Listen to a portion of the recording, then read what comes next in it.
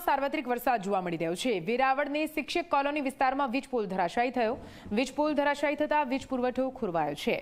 વીજ વિભાગે રિપેરિંગની કામગીરી શરૂ કરી છે। જો કે જ્યાં સુધી રિપેરિંગની કામગીરી થાય છે ત્યાં સુધી હાલ તો વેરાવળના શિક્ષક કોલોની વિસ્તારના લોકોને વીજ પુરવઠો ન હોવાથી હાલાકીનો સામનો કરવો પડશે। આ દ્રશ્યો આપ જોઈ રહ્યા છો કે રીતે વીજ પુરવઠો બંધ થવાનું કારણ ગીર સોમનાથના વેરાવળ પંથકમાં સાર્વત્રિક વરસાદ બની રહ્યો છે, કેમ કે વીજ પોલ ધરાશાયી થતા તે વિસ્તારમાં હાલ તો વીજ પ્રવાહ વીજળી ડૂલ થઈ ગઈ છે।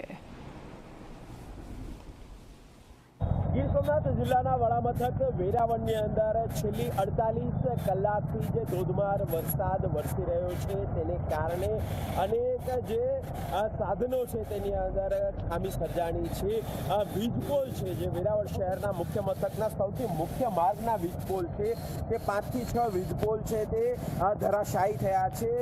શિકાર વરસાદને કારણે જમીન જે પોચી થઈ છે તેને કારણે જે વીજ પોલ છે તે પોતાનો જે બેલેન્સ ગુમાવ્યો અને તૂટી પડ્યા છે, તેને કારણે જે વાયર પણ તૂટ્યા છે।